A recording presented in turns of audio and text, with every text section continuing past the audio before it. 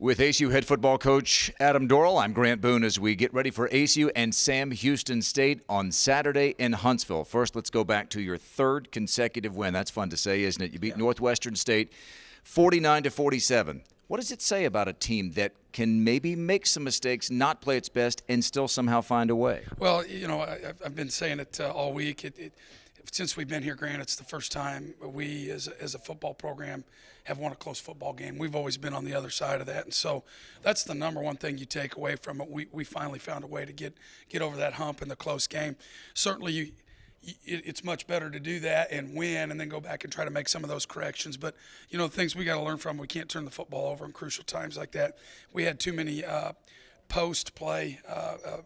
Fouls, personal foul. We got to clean that stuff up. Kickoff teams got to be better, and then we've got to find a way just to understand situational football a little bit better. We roughed the punter on 4th and 20, and just things like that. So I think there's a lot of teachable moments and a lot of ways we can grow as a program, and we still found a way to win. And so, I'm happy for our guys. They're working really hard. Let me ask you about the balance that you want to see from your team, because before the roughing the punter, you had a blocked punt. Yeah. Would you rather give up a blocked punt, in other words, not have that for not roughing the punter, or how do you teach that? Well, here's the key. When we blocked the punt, we had a punt block call. Okay. When we roughed the punter, it was supposed to be punt safe, and nobody's even supposed to be around the punter. So if we would have had a punt block called there and we hit him, no big deal. We'll take that. I'll take that as a coach. Great but just little things like that. It's and it's just a guy trying to be aggressive, and man, that kid Chance plays his tail off, and he played a great game. It's just something we all got to learn from. In the game, Billy McCrary went down with an injury.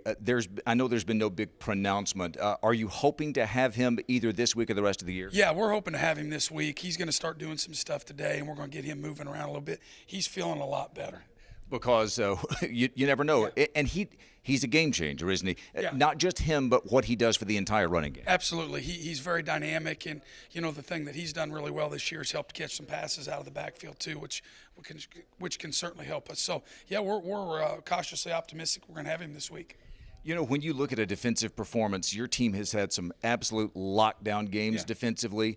Sometimes a game just becomes its own thing, and you throw stats out the window, and it becomes, can you make a play when you have to make a play? And so the numbers won't look great maybe from Saturday defensively, but when you had to make plays, you really stepped up. You get Quay Washington with the pick six, and then you get a stop from Dante Hibbert right there in the middle on a two-point conversion. Sometimes it's not about total stats, is it? No, it's not, and I'll take it one step farther. I mean, I like to think we helped the kicker miss that PAT because we had pressured him the whole day and been really, really close, and that's our defense on the field doing that. So those are three huge plays that you said that I think really helped us win that football game. But, yeah, sometimes you just got to throw stats out. I was disappointed because I felt like we put our defense in a bad position the whole day, whether it was bad kick coverage or turning the football over inside the 50. So I thought they did a really good job of weathering the storm. I know Coach Jack wanted to see us respond better in what we call sudden change after a turnover. He felt like we could be better there. But, again, those are things we're going to learn and grow from. 3 straight wins, and now what we see in the Southland Conference standings are 7 of the 11 teams within one game of each other at the top of the standings. There are 3 5-2 teams and 4 4-3 teams. You're one of them. So is Sam Houston State. Both teams 5-4, both 4-3 in the conference standings. The loser knows that they are out of a postseason race. The winner knows that you're still alive. You said last week you're not even thinking about standings. When you see it bunched up, do you take another peek? No, we literally right now, I mean, where we're at, I mean, we have so many things to correct from last week. I get, again, just who I am as a head coach, I've always believed in if you can try to focus on the process going 1-0, the rest of that stuff takes care of itself. So, I mean, we're focused on trying to win 3 road games. That's never been done here in the FCS Division I era. the seniors' legacy. We haven't beaten Sam Houston State since 1983. I mean, those are the things we're really trying to focus on right now. Well, you don't have to worry about the standings when you just turn on the Sam Houston State game film because their record aside, you look at Derek Roberson, for example, on the defensive line. He's doing some of the same things that P.J. Hall used to do, and now P.J. Hall is playing for the Oakland Raiders in the NFL, and Derek may be right behind him in the NFL next year. Their record isn't what they want it to be, what they're used to it being, but when you look up and down on both sides of the field, they're stout, aren't they? They are. I think it really just dynamic athletes in all three phases: offense, defense, special teams. You flip that around. I think their identity as their football program is really their defensive line. I think it's one of the best, if not the best, in the conference. And they just try to raise havoc on that defensive line and try to make, good 3-and-outs.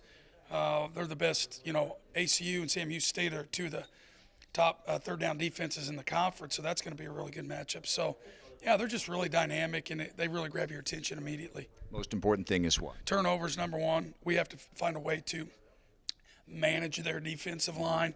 I think when we punt, I think that young man's very special in the punt return game. We've got to be careful there, and in the kickoff return game, we've got to be better kickoff coverage. And then we have to play to win, man. I mean, the thing that I've told our guys, we don't have anything to lose. We're going to go down there and try to play hard and compete at the best that we can be, and just trying to get better as a football program. The Wildcats look for a fourth consecutive victory and try to keep their postseason hopes alive. They take on Sam Houston State. 2:30 kickoff. We'll have the pregame show on radio beginning at 2.